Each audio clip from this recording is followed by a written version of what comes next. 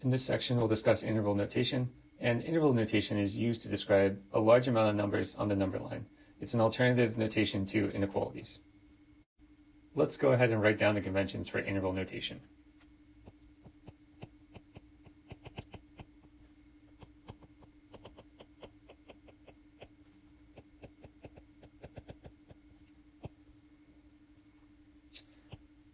The first convention is that the smallest number from the interval is going to appear on the left.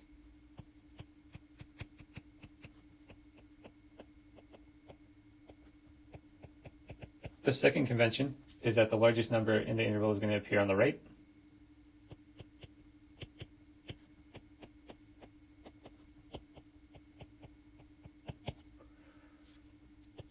And open parentheses are going to signify that the endpoint is not included in our interval.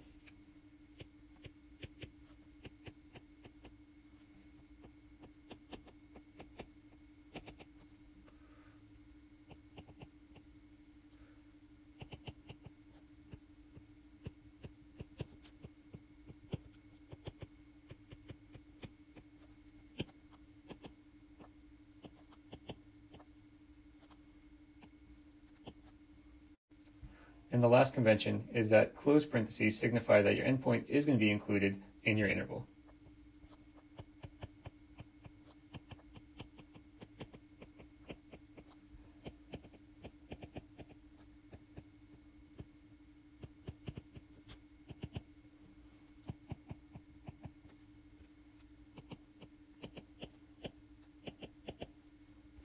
So let's go ahead and introduce the notation using a number line and the corresponding inequalities. So there's going to be 8 different types of interval notation. Let me go ahead and write 4 on this page and then 4 on the next page.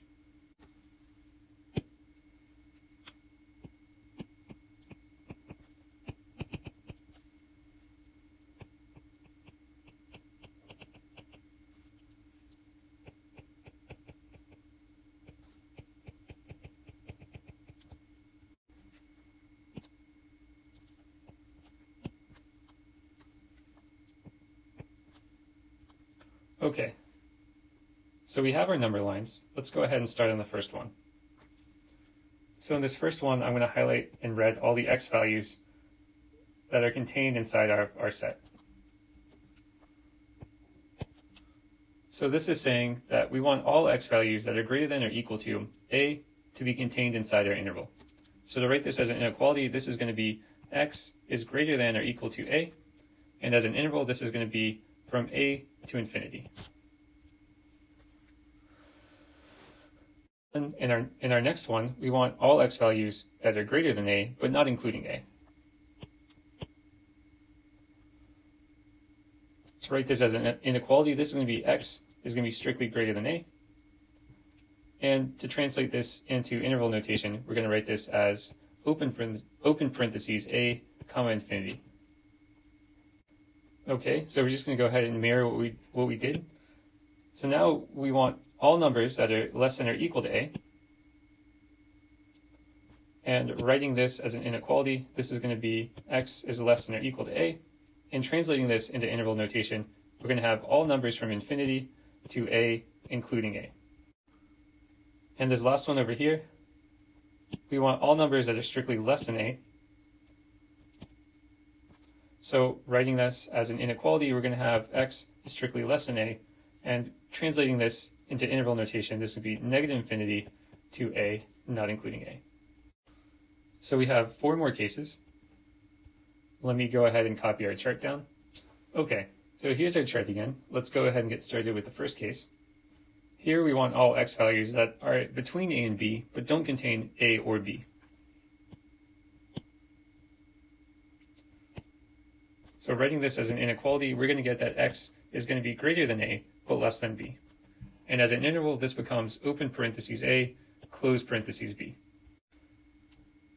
And suppose we want all x values between a and b, including a and b. Then on the number line, that's going to be the following set.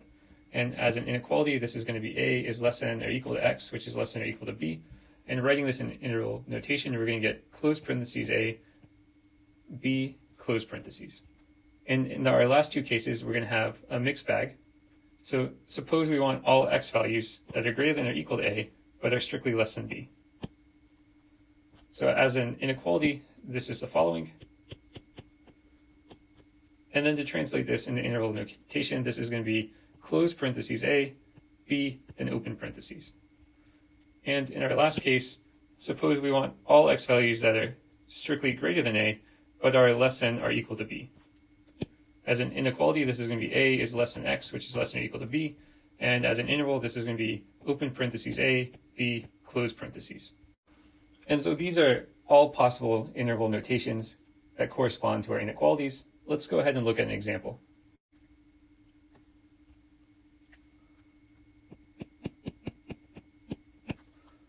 Let's find the domain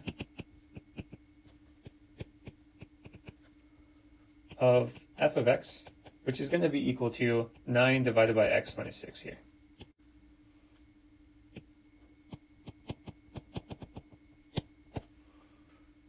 So we want all x values that produce y values. And this function defines numbers everywhere except where the denominator is equal to 0. So it's undefined when we have x minus 6 is equal to 0, and this is only going to occur when x is equal to 6.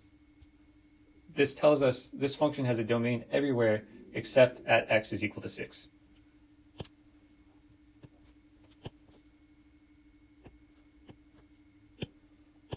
The domain of this function, then, is the following highlighted part of the number line.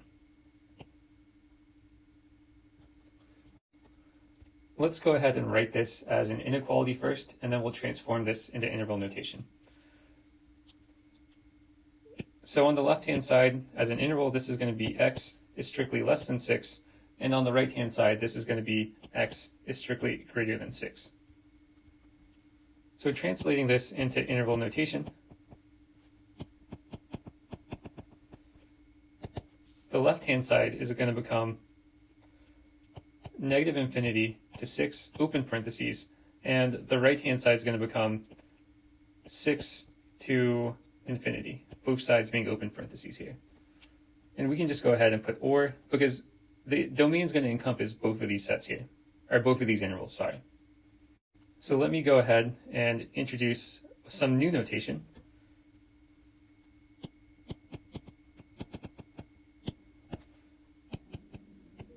The word or is represented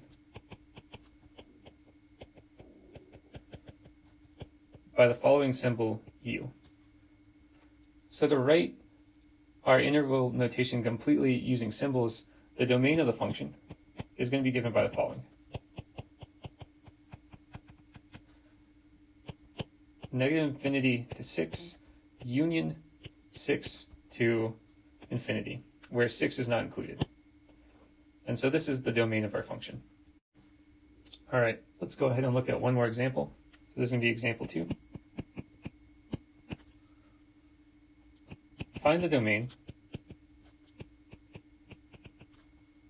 of f of x, which is going to be equal to the square root of 5 plus 2x here.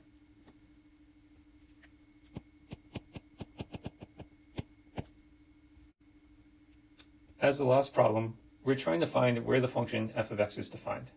And the thing that we do know is the square root is only defined on non-negative numbers.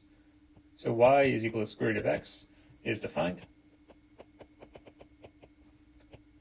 when x is greater than or equal to 0.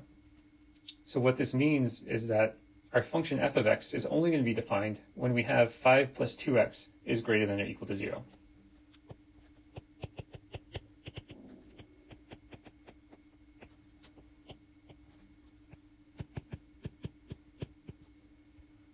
Now we're going to go ahead and solve for x so we see what this inequality is.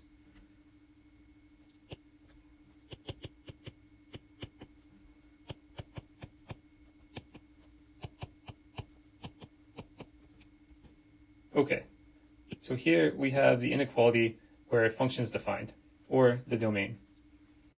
So let me go ahead and start a new page. Again, what we just found was that x has to be greater than or equal to negative 5 divided by 2, and this is the domain written as an inequality. But we want to translate this into interval notation, and this is going to be all values that are greater than or equal to negative 5 over 2.